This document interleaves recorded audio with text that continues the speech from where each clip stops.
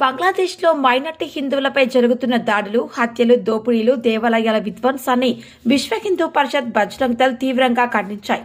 Awami league మద్దతుదారులనే కారణంతో హిందువులను లక్ష్యంగా చేసుకుని అల్లరి మూకాలు, హింసలకు పాల్పడుతున్నాయని నాయకులు ఆవేదన వ్యక్తం చేశారు.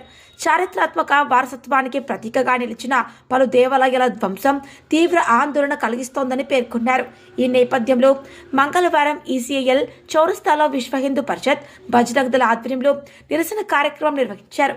సందర్భంగా బంగ్లాదేశ్ జిహాదీల దిష్టిబొమ్మలను దహనం చేస్తూ నిరసన తెలిపారు. ప్రపంచంలో ఎక్కడైనా హిందువులకు అన్యాయం జరిగితే భారతదేశం స్పందించాల్సిందేనన్న భావనను నాయకులు బలంగా వ్యక్తం చేశారు.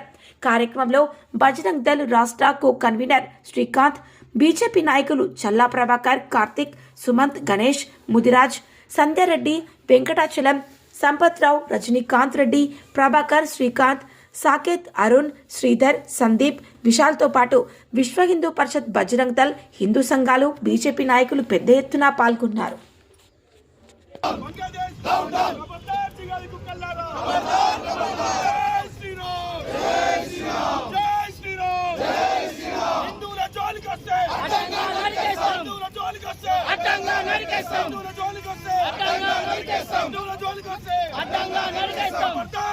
కుక్కల్లారా